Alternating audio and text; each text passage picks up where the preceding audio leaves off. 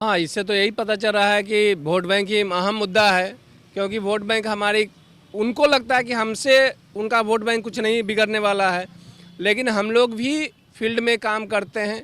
सभी लोगों के जिम्मे 1000-2000 परिवार का से संबंधित बच्चे होते हैं और उन लोगों को बिगाड़ने का कार्य हम करेंगे। जब उनको पता ही नहीं तो क्या समझेंगे, इसलिए नहीं आ पा रहे हैं। और कहीं भी जाएंगे, जितने भी जाए, अगर दिव्यांग समारोह या विश्व विकलांग दिवस मनाया जा रहा है, वहाँ वो जाकर के लंबे लंबे भाषण देख चले। लोग को तो ये लग रहा है कि नियोजित शिक्षकों पर जो लाठीचार्ज हुई है वही विशेष शिक्षक हैं। तो उनको तो विशेष शिक्षक अभी बनाए गए, हम लोग समावेशी शिक्षक हैं।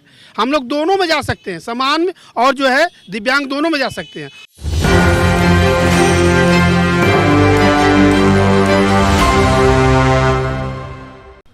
नमस्कार, मैं नंदन, आप देख रहे हैं न्यूज़ 24। देखिए, गर्दनीबाग धरना स्थल पर इस वक्त मौजूद है और विशेष शिक्षक जिनसे आप खासा परिचित होंगे कि 87 दिनों से लगातार हम यहां पर आ रहे हैं और खबरें बना रहे हैं और विशेष शिक्षक हमें यहीं पर मिल रहे हैं। आपको बता देते हैं कि सरकार इनकी बातें नहीं सुन रही है, उसके बहुत सारे कारण हमें साफ तौर पर दिख रहे हैं। उनमें से एक ऐसा कारण है जो स्पष्ट निकल कर सामने आता है, जो वोट बैंक है, क्योंकि इनकी संख्या है बहुत कम। यही क्या कारण है कि इन पर कोई ध्यान नहीं दे रहा है, क्योंकि बहुत सारे धरना स्थल पर वो लोग भी आए थे जिनकी संख्या के आंकड़ों की बात करें तो वो ज़्यादा थी, लेकिन उनको ज़्यादा दिन तक धरना नहीं देना पड़ा। कारण यही था कि शायद उनकी वोट बैंक ज़्यादा होगी और सरकार को वोट बैंक से ज़्यादा प्यार होगा। क्या आपको यही लगता है कि वोट बैंक ही एक ऐसा कारण है कि आप लोगों की समायोजन की जो सिर्फ एक मांग है उसको लेकर 87 दिन हो गए लेकिन अभी तक कोई निष्कर्ष नहीं निकला? हाँ, इससे तो यही पता चल रहा है कि वोट बैंक ही अहम मुद्दा है, क्योंकि वोट बैंक हमारी उनको लगता है कि हमसे उनका वोट बैंक कुछ नहीं बिगड़ने वाला है, लेकिन हम लोग भी फील्ड में काम करते हैं। सभी लोगों के जिम्मे 1000-2000 परिवार का से संबंधित बच्चे होते हैं और उन लोगों को बिगाड़ने का कार्य हम करेंगे। अगर हमारी बात नहीं बनेगी तो उनकी भी बात बनने नहीं देंगे।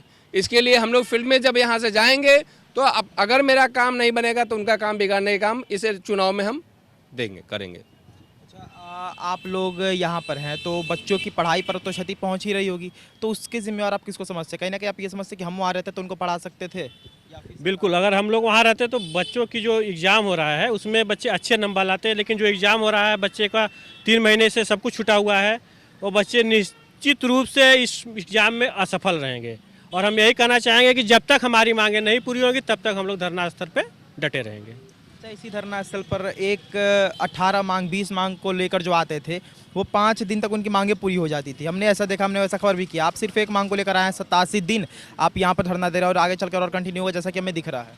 जी हम सरकार से यही डिमांड कर रहे हैं, क्योंकि उनकी संख्या बल ज़्यादा है, इसलिए जो है उनकी 4 या 5 मांग या 10 मांग वो मान लेंगे।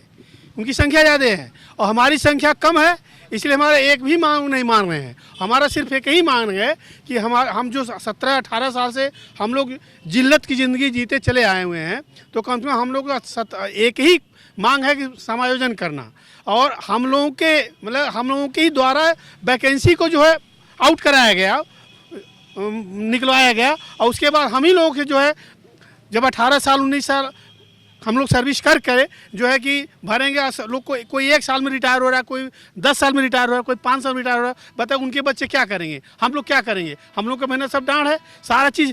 और उसके बावजूद जो बच्चे हमारे हैं, परीक्षा स्टार्ट हो गया है, बच्चे परीक्षा से वंचित हो जा रहे हैं। कुछ गार्जियंस भी फोन कर रहे हैं कि सर बताइए हम बच्चे को क्या करें, हम क्या करेंगे, हम क्या करें? जब हम लोगों का भी पेट नहीं भरा तो हम कैसे आपका सहयोग करें?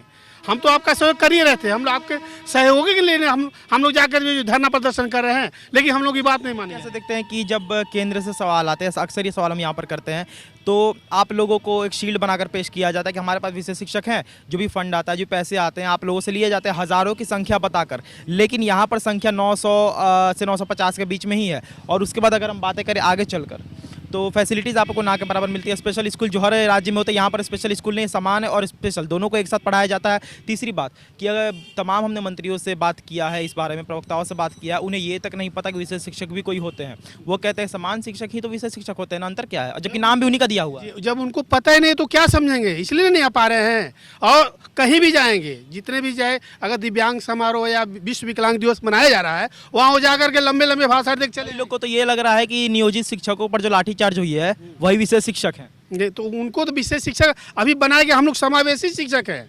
हम लोग दोनों में जा सकते हैं, समान में और जो है दिव्यांग दोनों में जा सकते हैं। हम दोनों को जो कवर कर सकते हैं, और हम लोगों को जो है सारे जितने भी इसमें शिक्षक हैं सब वेल क्वालिफाई हैं, वेल क्वालिफाई सब जो है रजिस्टर्ड आकर आए हैं। और कोई ऐसा नहीं नियोजित शिक्षक थी, कोई इंटर पास कोई नहीं, हम लोग सब बीएड हैं, एमएड हैं, पीएचडी सभी लोग क्वालिफाइड करके आए हैं। और हम लोग जो गांव शहर देहात में जहाँ भी जाते हैं वहाँ उतने गार्जियन भी हम लोग के साथ हैं। ऐसा नहीं कि हम लोग अगर 1000 की संख्या में, तो हम लोग के साथ अगर एक पर 1000 मान के चलिए, एक शिक्षक पे 1000, तो 1000 तो समझ लीजिए कितनी संख्या होगी हमारी, ये समझ लीजिए। तो हमारे पास भी संख्या है, अगर हमारा कार्य नहीं होगा तो उनका हम कार्य नहीं होने देंगे।